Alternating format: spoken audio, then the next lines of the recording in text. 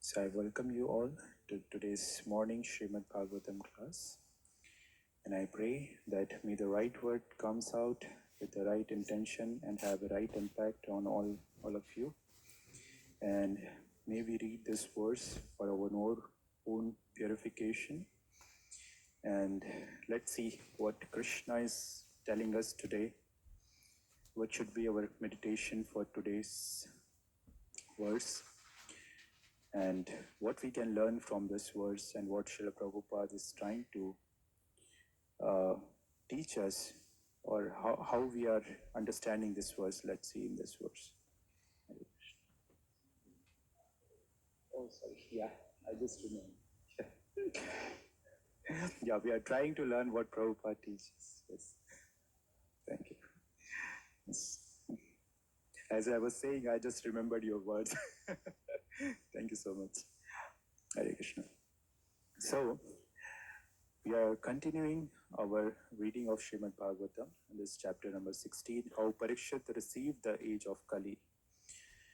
So as we are seeing the initial few verses, it briefly described about like how Parikshit Maharaj was saved, and then how he ruled his kingdom, and then how he left his body. So it's like very briefly it was described. But since all the assembled sages, headed by Shaunaka Rishi, they were very inquisitive.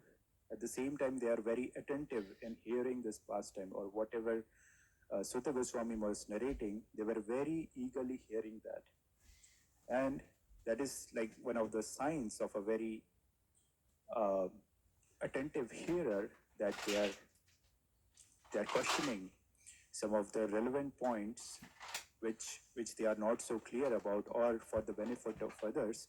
Shaunaka Rishi is asking that how is that Maharaj Parikshit simply punish him, basically the lowest of, it's a Kali personified, came in the form of a Shudra, and he was striking a cow on the leg. So he was very inquisitive to know about what exactly happened. So please describe all these incidents if they relate to the topic of Lord Krishna. So this is very interesting that he said, if it is if the topic is related to Krishna, please describe about this incident. And then in the previous verse, we saw that the devotees of the Lord are accustomed to licking the honey available from the lotus feet of the Lord. What is the use of the topic which simply wastes one's valuable life? And immediately to the next verse, Sutta Goswami, then he's going to describe like what exactly is happening there. But if you see, the interesting thing here is Shaunaka Rishi is saying, if something which is not related to Krishna, like we don't want to hear that. And what Sutta Goswami is going to explain is about Parikshit Maharaj. So if you see directly, it's not directly related to Krishna, but it's about the devotee of Krishna. So we should understand from this, like it's not just only the pastimes of Krishna or Krishna alone that pleases the devotees, but also the pastimes of devotees and how they receive the mercy of Krishna is also very much or topic of interest for all the devotees assembled there. And it is also very important for us to contemplate on this point, that it's not, when we are glorifying Krishna, it's not just the glorification of Krishna, it also involves the glorification of its pure devotees or the associates of Krishna, or something which is related to Krishna, that is something as the Dham of Krishna or the pastimes of Krishna. So anything which is in relation to Krishna, and devotee being one of the primary or the eternal part of Krishna's pastime, is also glorified. And the devotees who are very much eager to hear about Krishna must also be very eager to hear about the pastimes of the devotees. So as we see, actually in Madhurya Kadambini, Srila Vishwanath Chakravarti Thakur, when he's describing the various stages, as we know, Srila Rupa Goswami also describes this in Bhakti Rasamrit Sindhu, the Nectar of Devotion. It starts with Adho Shraddha, Tata Sadhu Sangha, Prajana Kriya, and different stages up to the level of Prema.